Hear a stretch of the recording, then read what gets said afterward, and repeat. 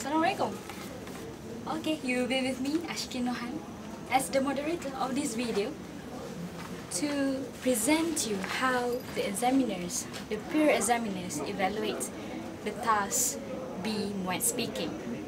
So we were given a video to evaluate from the senior semester 5 students. Let's watch the video response. Hey there. Hi.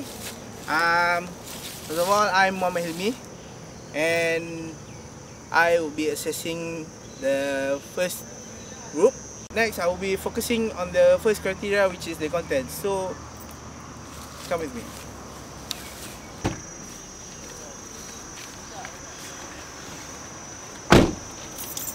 Hi there. Right, once again, I will be talking on the content for each and every candidate. So, from our rubrics, there's 4 statements that is being included in the content criteria, which is the first one will be the clarity of the content. The second one is the fulfillment of the task. The third one will be clear and sufficient example from each and every candidate, and the last one will be understanding the topic. Okay, so the first one, which is the clarity of the content of candidates. So for this one, there's 2 candidates and that managed to clarify their content, and there is 2 candidates that didn't manage to clarify their content. Candidate A, candidate and candidate D didn't manage to clarify their content thoroughly because they didn't speak that well, because in the task they are quite passive. So candidate B and candidate C, yes, they managed to clarify their point, and in this task candidates B and candidate C managed to dominate the conversation. Alright, moving to the next one will be fulfilling the task. Okay, most of the candidates managed to fulfill the task except for candidate A. Okay, this is because candidate A didn't manage to clear and clarify and provide sufficient examples for his point. Alright, the third statement in the content criteria would be clear and sufficient examples.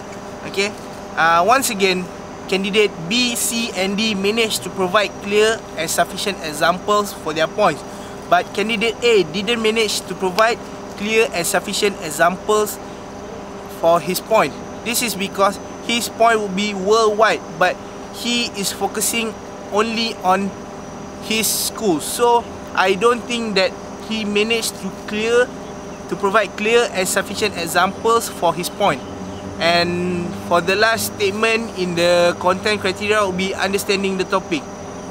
Once again, candidates B, C and D managed to understand the topic that is being given to them, but not for candidate A. This is because the examples that he provides for his point is not really cohesive and coherent to his point.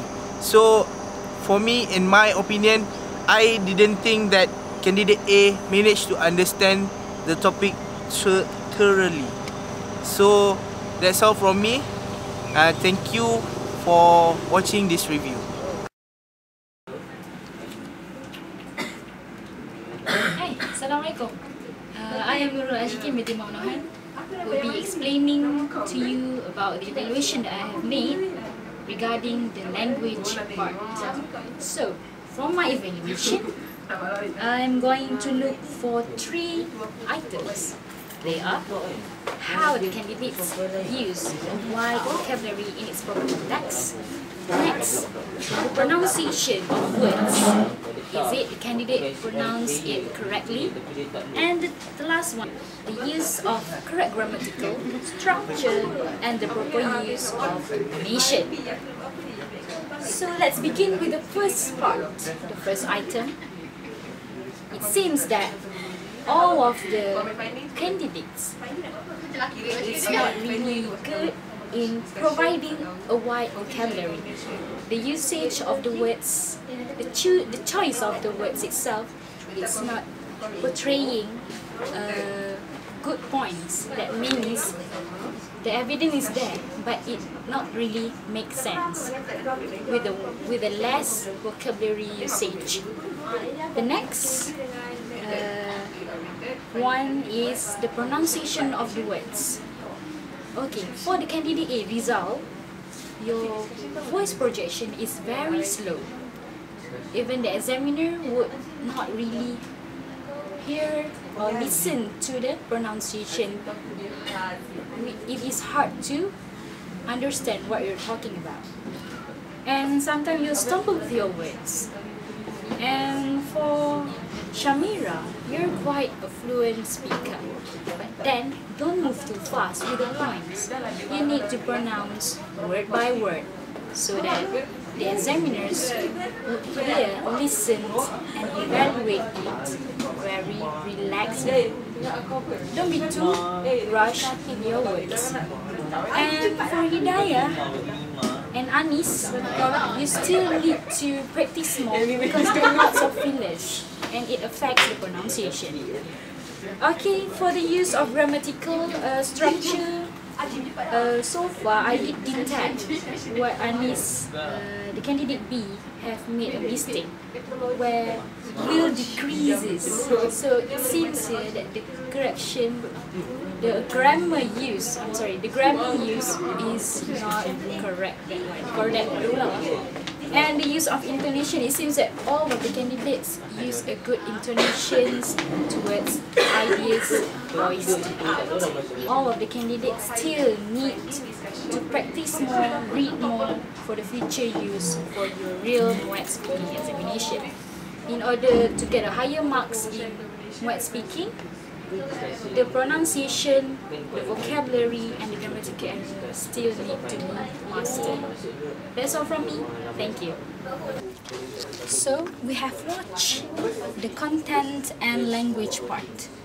Let's move to the appropriacy, structure, and strategy to see what are the requirements to master this part.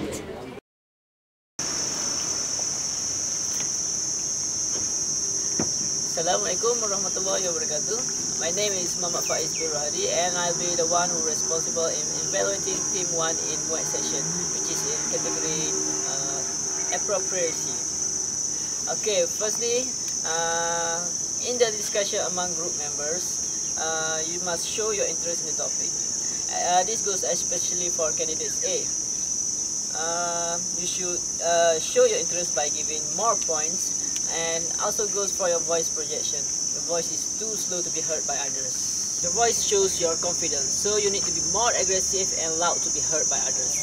Okay, for the other candidates, you guys managed to show your interest for the topic given and can speak confidently and also use appropriate expression in the discussion.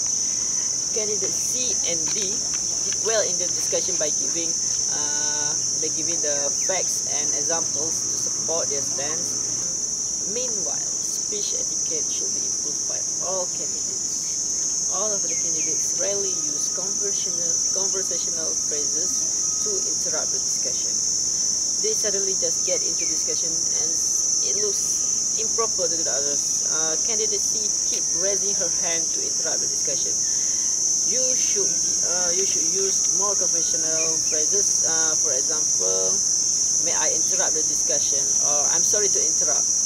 To look more proper when it comes to interrupt the discussion. So, one thing that all candidates have in common is portraying good body posture and eye contact. Okay, that's all from me. Thank you. Assalamualaikum. I'm Noraini Binti Lazimpi. Would like to evaluate candidate A, B, C, and D in the criteria structure. Okay, the first one is usage of discourse marker to link the point. Okay, all candidates use discourse markers but not as much as they should. In my opinion, they need to use more discourse marker in order to link their points. The second one is points given are cohesive and coherent. All candidates manage to give points that are cohesive and coherent and able to give sufficient examples. This is very good because it fulfills the criteria needed during a discussion, and this also helps to maintain their performance. The third point is use conversational phrase, points and provide justification or evidence in the discussion. Candidate A, B and C use conversational phrases such as I agree and I'm sorry to interrupt. Candidate D did not use any conversational phrase and directly state her ideas. This can be considered as rude and impolite during the discussion. One good thing is all candidates managed to provide justification in the discussion. They should use more conversational phrase in order to get higher mark for Muet Task B. As for the second criteria, strategy, the first one is usage of key phrase. All candidates use key phrase in order to emphasize their points. By doing this, it gives the idea on how passionate you are in order to defend your points. They should also maintain this in their discussion.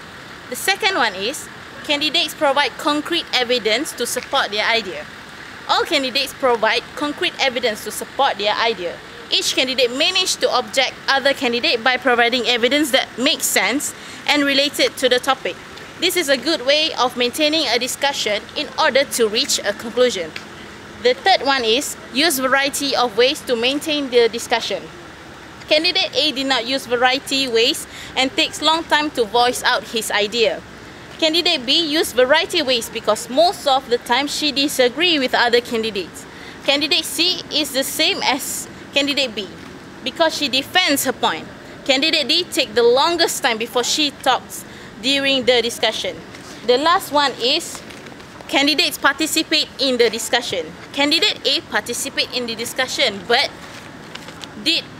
not the first one to start the discussion. Candidate B participate the most, same as Candidate C. Candidate D participate the least, so Candidate A and D should be more active and participate. Candidate B and C should maintain their performance. That's all from me as for the strategy and the structure. Thank you. So, we have watched all the video response that match class, content, language, appropriate structure and strategy, class component. We hope that all the video response will be very helpful for the semester 5 students to face the real examination Task B when speaking. Good luck and thank you for watching the video. Bye.